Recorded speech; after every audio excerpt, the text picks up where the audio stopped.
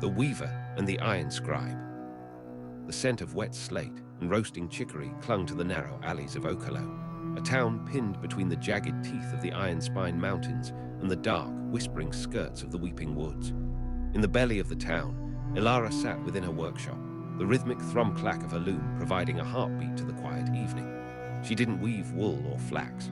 Between her fingers, she spun Glimmer-silk, filaments of captured moonlight that tasted of ozone and cold honey. A shadow crossed her threshold, smelling of hammered iron and old ink. Kaelen, the town's disgraced Iron-Scribe, leaned against the doorframe. He didn't speak. He never did at first.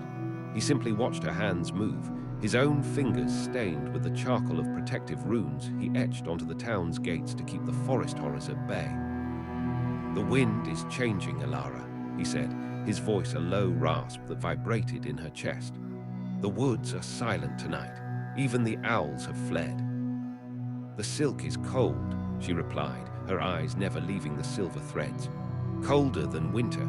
It's trying to hide." He stepped closer. The air between them thickened, charged with the unsaid. For 3 years, they had danced this slow-burn waltz, a shared cup of tea here, a lingering touch of fingers during a silk trade there. He reached out, his thumb grazing the pulse point of her wrist. The heat of him was a wildfire against her starlight-chilled skin. "If the wards fail," he whispered, "I won't leave your door."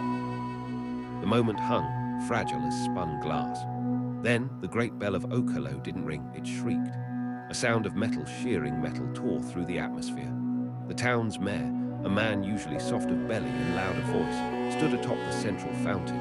But he was elongated, his limbs jerking like a puppet on snagged wires. His eyes had vanished, replaced by twin swirling vortices of violet smoke. An interim force had seized the town's leadership. The sovereign of ash had taken a vessel. The atmosphere buckled. The slow burn evaporated, replaced by a 20% spike in raw, kinetic intensity. Shadows lunged. The fountain water turned to boiling tar. Kaelen's posture shattered into a combat crouch.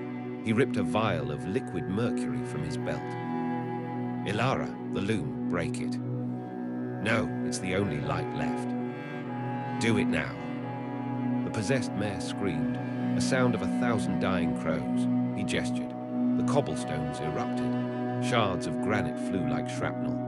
Kaelen tackled Elara, his body a shield against the stone rain.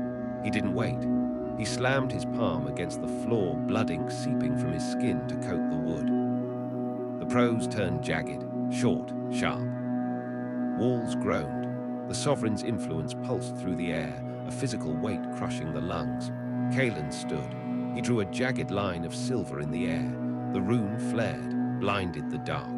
Elara grabbed a handful of glimmer-silk. She didn't weave, she lashed. The silk became a whip of pure lunar energy. She struck. The possessed vessel recoiled, the violet smoke hissing where the light touched it. Kaelen moved in the opening. He was a blur of ink and iron. He jammed his scribe's needle into the mare's shadow. The world tilted. The intensity peaked. Gravity failed for a heartbeat. "Hold the line," Kaelen roared, his voice cracking with the strain of holding back a god. Elara threw the remaining spool of starlight.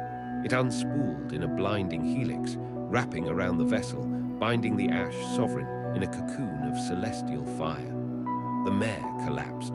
The violet smoke dissipated into the rafters. Silence returned, but it was bruised and broken. Kaelen knelt, gasping, his runes smoking on his skin. Elara didn't hesitate. She crossed the splintered floor and pulled him into her, her hands tangling in his hair, her starlight-stained fingers glowing against his dark tunic. The slow burn had been incinerated by the crisis, leaving only the raw, molten core of what they were to each other.